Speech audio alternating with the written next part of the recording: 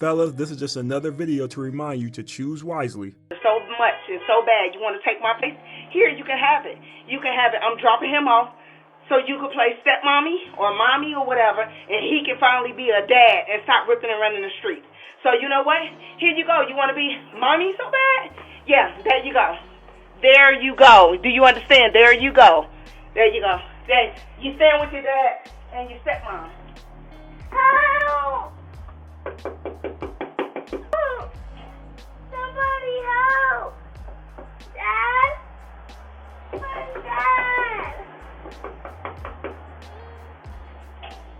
Where's Dad? I don't know about y'all, but this pissed me the hell off because how do you leave a boy who's no older than 5 years old outside without making sure somebody is home and then just pull off? And this is your child. This isn't like anybody's child. This is your child. But because you're so emotional, you're in your feelings, you don't care about anybody but yourself in this moment. This is why, fellas, you gotta choose wisely, even when it comes down to women you're sleeping with, because if you get her pregnant, this is what you're gonna be stuck with. Now, you can clearly see this woman is jealous of the new girl. She's not happy about it. So she thinks giving the father the son is gonna be a bad thing. But trust me when I say if the father is fine with it and the new girlfriend is fine with it, she's gonna then want the son back because she's acting out of her emotions right now. And when you deal with a chick like this with no control over her emotions, she do what she want to do. She doesn't care about what's gonna happen later. All she cares about is what's happening right now. She's loud, reckless, and for any man who deals with her, she will be a problem. I really hope the man take the boy in and everything works out because I think he's better off with the father. You do not want that boy growing up in a household with that woman in charge. You just don't want that happening. And for women, I know there are baby fathers out there doing crazy stuff too. I get that. And y'all need to choose wisely too.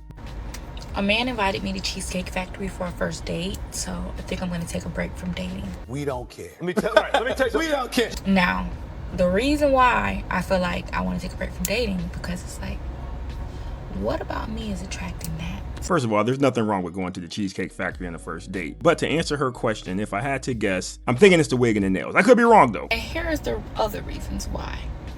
One, invited me to one that's 40 minutes from my house, didn't even verify what would be the closest one to me. Women are always talking about they want a man to just take the bull by the horn and just make a plan. So he made the plan, but not only are you mad at the place where he made the plan, you're mad at the location of the plan too. Inconsiderate, not thinking of the other person. Two, where I live, it's a variety of places to eat. We didn't even put the effort, energy in to find something different. So you wanted that man to study the map of your neighborhood like it was a treasure hunt? Ain't nobody got time for that. So I'm never gonna put the blame on somebody else. I gotta look from within to see what attracted that out. That's all.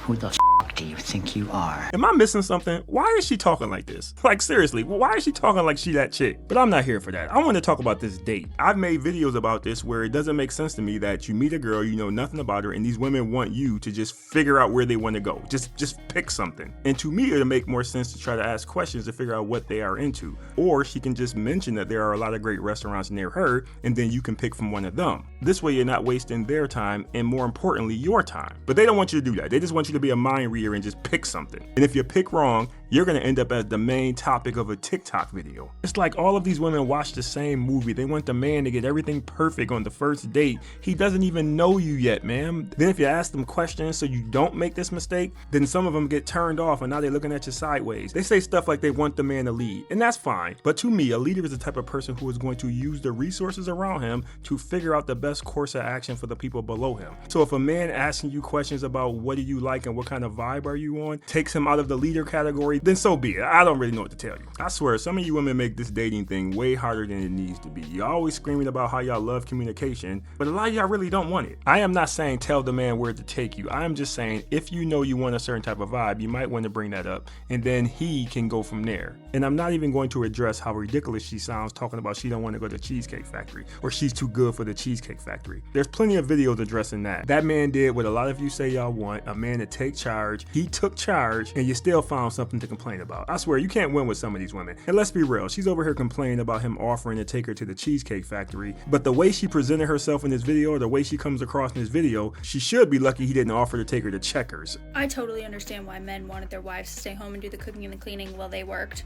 There was a point in time where my boyfriend stayed home because he had a work from home job, and I was working full time, going to work and from work. And he did everything. He did the cooking, he did the cleaning, he did the shop, like all of that. I would go to work, I would come home, dinner ready, laundry done, floors vacuumed, okay? All of it, right? I was like, this is what it feels like to have a stay-at-home wife. It was bliss. Let me just say, I think this is pretty dope. I love the fact that she's able to experience what a lot of men have experienced over the years. Not so much nowadays, but back in the days, this happened all the time. But I do want to say, this is pretty interesting to me, considering the fact that he is doing the exact same thing a stay-at-home wife would be doing, and he's still working a full-time job. She said the man works from home. I didn't say it, she said it. So that means this man is cooking, cleaning, doing the laundry, vacuum cleaning. This is what she said. But there are a bunch of women out here complaining when they have to do it without a job. I posted a video a while ago about this guy who has a 1-year-old. He works from home, but he takes care of the child, cleans the house, cooks, do all the stuff that a stay-at-home mother would do. And he was blown away by how easy this is. So I think it's time for y'all to come clean, ladies. It ain't as hard as y'all keep saying it is. You're a liar. You're a liar. You're a liar. Let's just be honest. I think it just comes down to bad organizational skills, bad time management, bad planning. And for some of those women, they're just plain lazy. But y'all gonna quit coming on here acting like being a stay-at-home wife is a big deal, because we on to y'all now. Tell the truth. Tell the truth. This woman said women don't struggle with accountability. Y'all check this out. The idea that women struggle with accountability is a myth. Women do not struggle with accountability. They struggle with not being able to control the narrative anymore. Because when nobody questions you, when nobody asks for clarity, when nobody expects consistency, oh my goodness, you're in heaven. That's freedom, and freedom feels good. But the moment somebody says, yo, help me understand this, or you said one thing, but you actually did something else, or something like your impact didn't quite match your intention, suddenly it's labeled pressure, control. There is no struggle with accountability. This struggle with accountability is intentional. Accountability isn't control. Control removes choices. Accountability simply asks you to stand by the choices you already made. Accountability doesn't silence you. It's not going to trap you.